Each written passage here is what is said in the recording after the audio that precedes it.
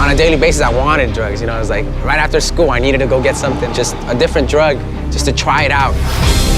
I started drinking at 15 and I never stopped. We got drunk and we got high on drugs. Had hangovers the next day, we'd get up and do it again. I just thought ramming my car into the embankment on a freeway was gonna be the best way to get out of where I brought myself. You can use different objects, a blade to a safety pin. I would scratch at my skin over and over again. One day it just came to a point where I exploded. I knew I was breaking the law and I knew that I was ruining other people's lives, but frankly, I didn't care. I just remember just like growing up going, you know, why is my life like this? I'd be miserable, you know, just be empty inside. Watching my mom cry and just seeing that, man, she really wanted me to change.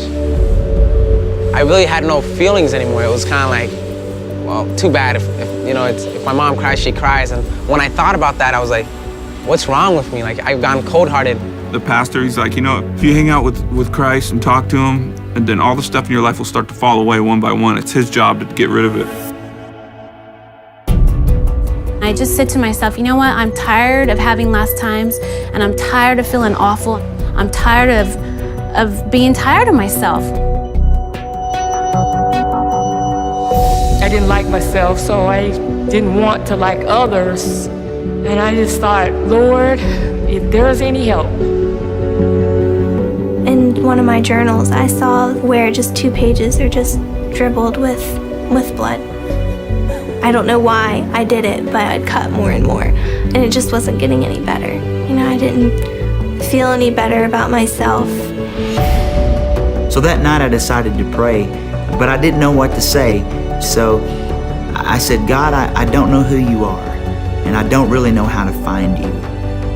But if you're God and you're there, maybe you can find me. And I said, Jesus, you know, if you're real, like this guy said, take these drugs from me. And I just said, show me.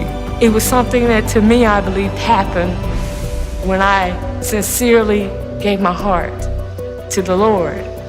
I was able to be real, to be genuine with him about the hurt I was dealing with. And I knew that Jesus was God, and I knew that he was the way, the truth, and the life. And I just had to choose to serve him. When we get that revelation and understand that Jesus died for our mistakes, man, we just were like, I'm saved. I'm rescued.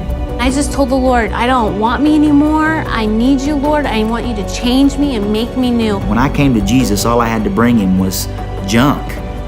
I needed to ask for forgiveness.